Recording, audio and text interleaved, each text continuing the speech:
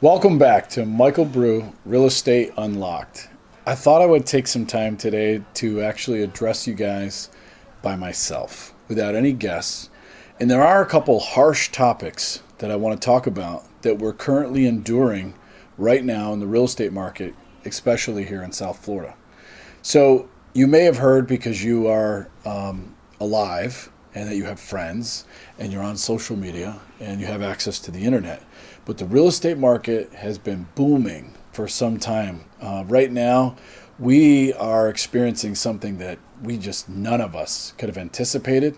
So I don't know if it's a true backlog in the real estate sales from like 2020, or if it was something to do with, you know, the different narratives that were being run around our country. But for whatever reasons, we're kind of being blessed right now in a lot of different ways. I would say that in almost every case, we have properties that are selling for more than the asking price.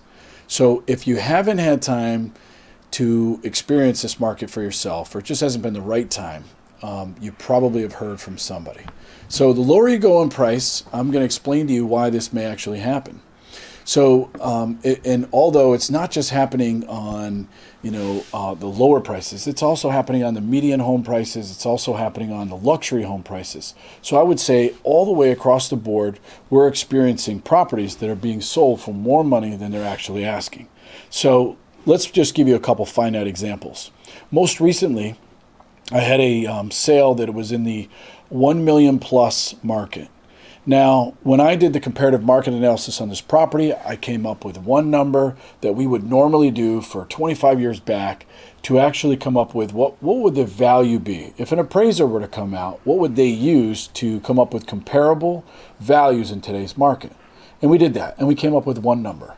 Then we had the asking price, which was yet another number. But then we had the actual selling price, which is what did the property sell for? And I assure you that it went for a lot more money than the asking price.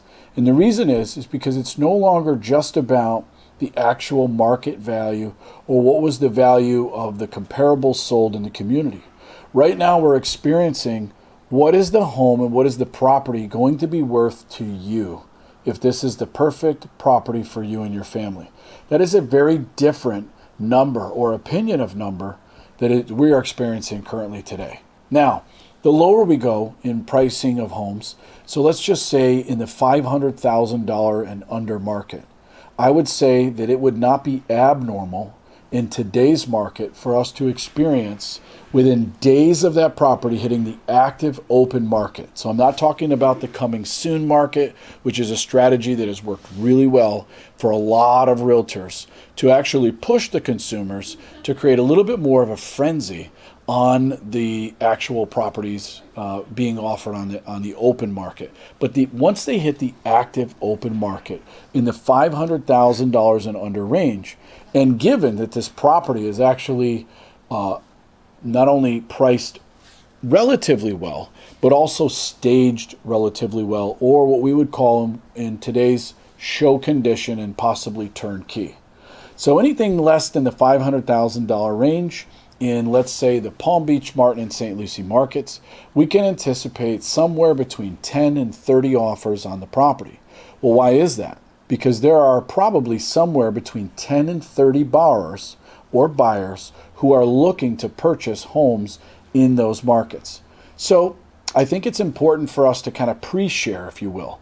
Because see, if we share this bit of information at the onset of the offer, I don't think that it's taken as serious as it could be if we do this ahead of time. So I'm going to give you a little pregame. If you're in the market and you're actually looking to buy in Palm Beach, Martin, or St. Lucie County, and you're in the $500,000 and under range, you must assume that there are going to be 10 to 30 people that are going to compete with you when you go to structure an offer on a property.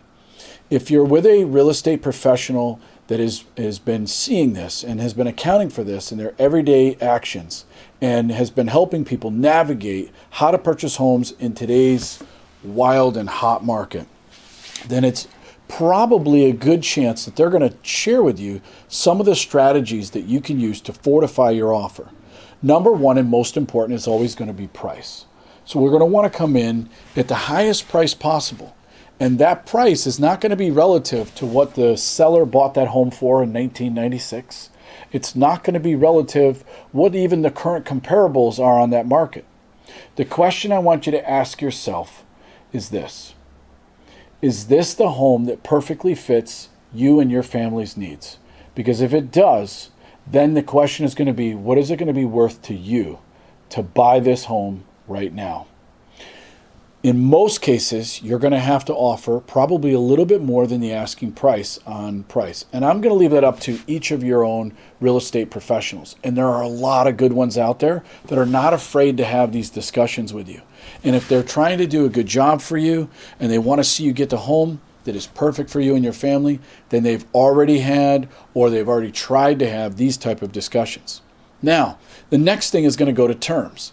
If there are 5 to 15 to 25 offers on a property, then the next thing, if they're all relative in price, and when I mean relative in price, if they're within about $1,000 range from each other, then it's going to come down to the terms. So you're either paying cash or you're financing. Well, what do you believe would actually be stronger in today's market? Is it still cash is king? Well, yeah, kind of. Cash is always going to be king when cash is not the lowest price on the offer table. So if you have a buyer who believes because they're paying cash that Florida's still on sale, I assure you that it's not. So if you are within a maybe 10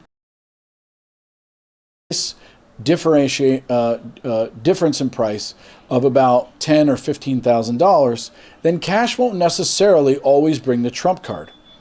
So if you're financing, there are going to be definitely ways that you can strengthen and fortify your offer by using other terms of the contract to give you a leg to stand on when you're shopping and looking to purchase your next home. There is the amount of deposit. Make sure you're putting a large deposit down, maybe much larger than you anticipated that you'd have to originally put down, to show that you are ready, willing, and able to make this transaction work. Number 2, shorten your inspection period time. Now, I would never suggest that or recommend that you shorten the inspection time to the point of impossibility. However, we're seeing a lot of contracts fly right now with about a 3-day inspection. If you're looking to do that and you're looking to strengthen it by using the inspection, be sure that you're contacting your inspector, the person that you go to the most, or if you have a few, go to them and find out who could actually accomplish an inspection, a full home inspection within the 3 days that you've allotted. And then if they can, definitely go with 3 days or less in some cases if you're trying to be ultra competitive on the offer.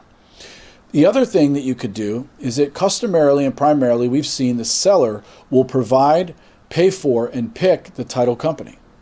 Well, that also means that the seller is going to experience that as a cost on the net sheet for them. So if you're looking to also strengthen your offer, another good way could be to explain to the buyer that maybe perhaps in this particular case, they would want to offer to pay for the title insurance or the title commitment. And in some cases, if they hire a real estate attorney to do the closing, they can also get free representation, free attorney representation during the transaction. So there could be some other benefits to do that and not just the fortifying and the strengthening of the offer. Last but not least is closing time. Now, closing time, we would normally think that the shorter the close, the stronger it is, which is probably true in most cases. But I think this is where communication and communication with the other agent is going to become key. So if you have a seller who's ready to move or has maybe already moved out and the home is vacant, then you would want to go with the shortest possible closing that you can. And again, if you're financing, you're going to need to get with your lender to find out, can they actually close a file in less than 30 days or 30 days or less? If they can, go with that. If they are paying cash, then perhaps you could close a little bit sooner. But if you're using a title company, whether the seller paid and picked or the buyer paid and picked, make sure you check with them. These are just some of my highlights to help you win in today's South Florida real estate market. Thanks for tuning in. Michael Brue, Real Estate Unlocked. And as always, you can call me, text me, or instant message me on any of my social platforms. Thanks for checking us out, and thanks for stopping in.